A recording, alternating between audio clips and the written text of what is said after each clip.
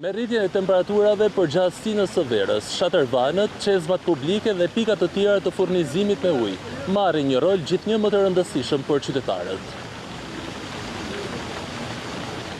Në qendër të Shkodrës ka disa çezma dhe shatërvan që përdoren çdo ditë nga qytetarët dhe turistët. Disa janë publike, ndërsa të tjera janë ndërtuar nga Myftinia e Shkodrës. Në ditët e nxehta të korrikut, qytetarët thonë se këto pika i ndihmojnë të freskohen dhe të hidratohen, por kërkojnë që të ketë më shumë në qytet.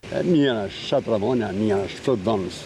Për pleq sidomos edhe për pleq që për fëmijë. Në Shkodër duhet shtohen, po jo midis atij ku kanë herët e Vigut, po në për Lulishta, ja këto për shembull, mirë. Gjash shumë e mirë. Shumë e mirë për sidomos që vinë turistë. Unë kam parë për shembull në Tiranë, ka që shkojnë fëmijët në ujë prej e shesh, shkojnë fëmijët e lahen aty në gurë në verë.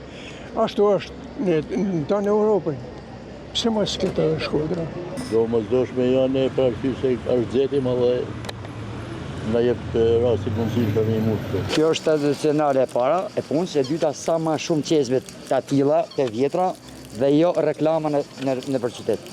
Por nuk shoh shumë të tilla në qytet. Megjithatë, jo të gjitha janë funksionale. Shatërvani pranë Lulishtes së Universitetit Luiç Gurakuqi nuk ishte në punë, duke mos shërbyer si pikë freskimi në ditët me temperatura të larta. Në përgjithësi, Shkodra ofron disa pika ku qytetarët mund të freskohen, por sipas tyre nevojiten më shumë çezma dhe shatërvan funksional për të përballuar vapën e verës.